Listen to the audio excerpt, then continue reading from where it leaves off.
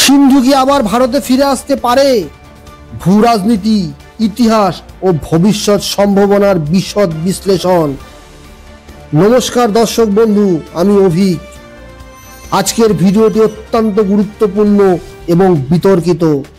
অনেকেই বলছেন সিন্ধ খুব শীঘ্রই ভারতে ফিরে আসতে পারে। এই দাবি আসলে কতটা সত্য? এর পেছনের কি ইতিহাস, কি ভূ রাজনীতি, আর বাস্তবে এমনটা ঘটার কোনো সম্ভাবনা কি আদৌ আছে? চলুন পুরো বিষয়টি ধাপে ধাপে বিশদে বিশ্লেষণ করি।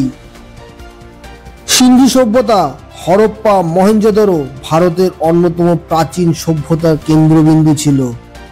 ব্রিটিশ ভারতের সময় সিন্ধু ছিল বোম্বাই প্রেসিডেন্সির অংশ। 1947 দেশভাগের পর পুরো সিন্ধু পাকিস্তানের অংশ হয়ে যায়। কিন্তু আজও লক্ষ লক্ষ সিন্ধি হিন্দুর হৃদয়ে সিন্ধু ভারতীয় ঐতিহ্যের অংশ হিসেবে থেকে গেছে। কেন সিন্ধু হঠাৎ ভারতের কাছে ফিরে আসতে পারে এমন দাবি উঠছে? সম্প্রতি আন্তর্জাতিক মহলে পাকিস্তানের রাজনৈতিক অস্থিরতা ও অর্থনৈতিক সংকট, বালুচিস্তান, সিন্ধু, পাখতুনের বিচ্ছিন্নতাবাদী আন্দোলন নিয়ে নানা আলোচনা হচ্ছে। কিন্তু রাজনৈতিক মহল ধারণা করছে পাকিস্তান রাষ্ট্র ভয়াবহ সংকটে। সেনা রাজনীতির মধ্যে দ্বন্দ্ব চলছে, প্রাদেশিক বিদ্রোহ বৃদ্ধি পেয়েছে। এসবের কারণে টেরিটোরিয়াল রিডয়িং নিয়ে জল্পনা তৈরি হয়েছে। সিন্ধু অঞ্চলের বাস্তব পরিস্থিতি নিয়ে আলোচনা করতে গিয়ে বিশ্লেষকরা বলছেন, সিন্ধুতে আজ কি ঘটছে? সিন্ধু দেশের চারিদিকে আন্দোলন চলছে। গোপন এবং প্রবাসীদের নেতৃত্বে সিন্ধু দেশ নামে স্বাধীন রাষ্ট্রের দাবি উঠছে। পাকিস্তানের বিরুদ্ধে মানবাধিকার লঙ্ঘন, অর্থনৈতিক বঞ্চনা, এসব নিয়ে প্রতিবাদ চলছে সিন্ধ প্রদেশে। সাগরের প্রবেশদ্বারে গুরুত্বপূর্ণ বন্দর করাচি বন্দর, যেটা স্ট্র্যাটেজিকভাবে খুবই গুরুত্ব পাকিস্তানের কাছে।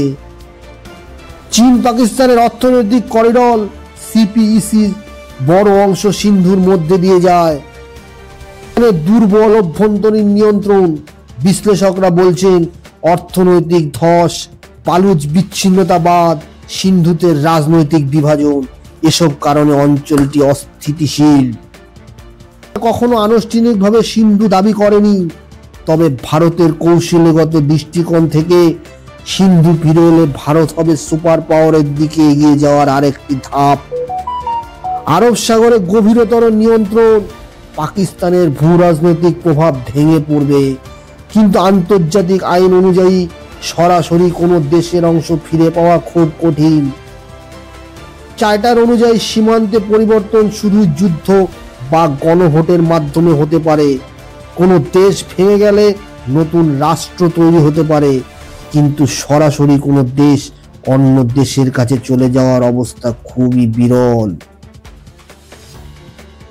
কসোভো, সুদান, ইরিত্রিয়ার মতন উদাহরণ আছে, কিন্তু সেগুলো ছিল স্বাধীনতা আন্দোলনের ফল। সুতরাং সিন্ধু সরাসরি ভারতে ফিরে আসবে এটা আইনি দৃষ্টিতে খুব সহজ নয়। তাহলে এই দাবিটা কোথা থেকে উঠছে দর্শক বন্ধু? অনেক রাজনৈতিক বিশ্লেষক বলছেন পাকিস্তান আর টিকে থাকবে কিনা তা নিয়ে প্রশ্ন চিহ্ন রয়েছে।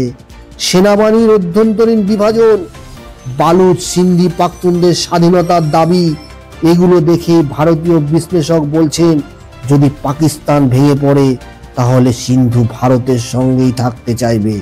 তবে এটি রাজনৈতিক অনুমান, নিশ্চিত কোনো তথ্য নয়।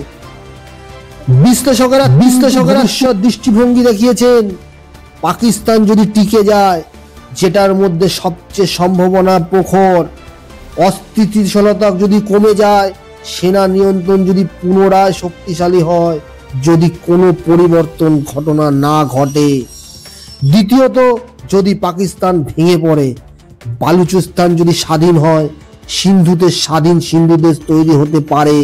কিন্তু এর মানে এই নয় যে সেটা ভারতেই যোগ দেবে।